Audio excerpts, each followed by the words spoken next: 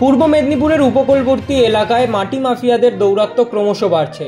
শঙ্করপুর, তাজপুর, রামনগর এবং দীঘার মতো এলাকায় ভূমি দপ্তর ও পুলিশের নজর এড়িয়ে মাটি পাচারকারীরা তাদের অবৈধ কার্যক্রম চালিয়ে যাচ্ছে বলে অভিযোগ।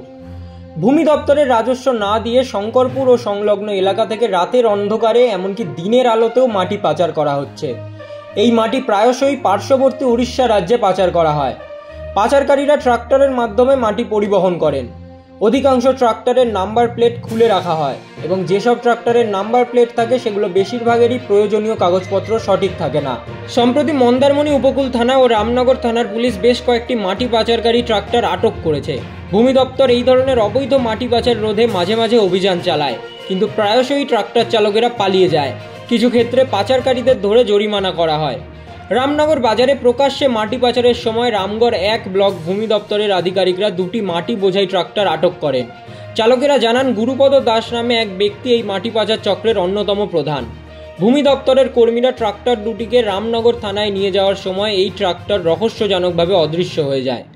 মাফিয়াদের নির্দেশে ট্রাক্টরটি একটি গোপন স্থানে মাটি ফেলে দেয়। পরে রামনগর থানার পুলিশ বাহিনী গিয়ে ভূমি দপ্তরের কর্মীরা ট্রাক্টরটি উদ্ধার করেন। এই ঘটনাগুলি থেকে স্পষ্ট যে পূর্ব মেদিনীপুরের উপকূলবর্তী অঞ্চলে মাটি মাফিয়াদের দৌরাত্ম্য একটি গুরুতর সমস্যা। এর ফলে পরিবেশের ক্ষতি হচ্ছে এবং সরকারের রাজস্বও নষ্ট হচ্ছে। প্রশাসনের উচিত এই বিষয়ে আরো কঠোর পদক্ষেপ নেওয়া। শঙ্করপুর রাস্তা থেকে আপনার কাছে সিও রয়েছে, গাড়ি চালান রয়েছে,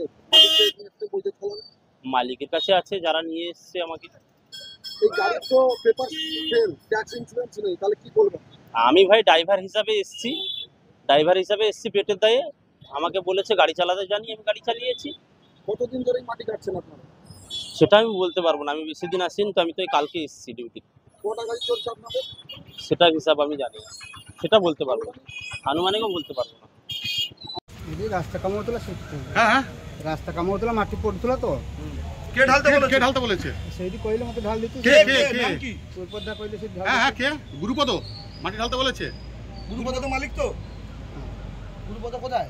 আপনি তাড়াহুড়ায় মাটি ঢালতে গিয়ে একজনকে ধাক্কা মেরে এসেছেন বলে আমাদের কাছে খবর রয়েছে। রক্তাক্ত হয়ে গেছে। আমি আসছিলাম, হ্যাঁ, গাড়িটা ধরে বাইক নিয়ে এসেছিলাম। মুহূর্তের মধ্যে স্কুলের জাস্ট আনন্দমঠটা পেরোনোর পরে বাঁকিয়ে সোজা নিচের দিকে নামিয়ে নিয়ে যাওয়ার সাথে সাথে সাইকেল আরোহীকে ধাক্কা মেরে দেয়। ও রক্তাক্ত অবস্থায় সেই দিকে চলে গেছে, থানার দিকে, হাসপাতালের দিকে গেছে। বাস এ কি করেছে, মাটিটা ঢেলে দিয়েছে। আচ্ছা, প্রশাসনিক আধিকারিকরা ছিল, তারপরে মাটি ঢাললো কিভাবে? বিষয়টা আমরা বাইক নিয়ে যাচ্ছি, মূল কথা গাড়ি আমাদের নেই। বাইক নিয়ে যদি ধাওয়া করতে একটু সমস্যা হয়েছে। একা মানুষ, দুটো গাড়ি একসঙ্গে ধরার ক্ষেত্রে স্যারেরা ছিলেন দুজন, আমি ছিলাম। মানুষের পাশে, মানুষের সাথে আমরা আছি এই বাংলাতে। আপনারা দেখছেন সংবাদ শিরোনাম। দেখলেন তো অনেক কিছু, এবার দেখুন নতুন কিছু।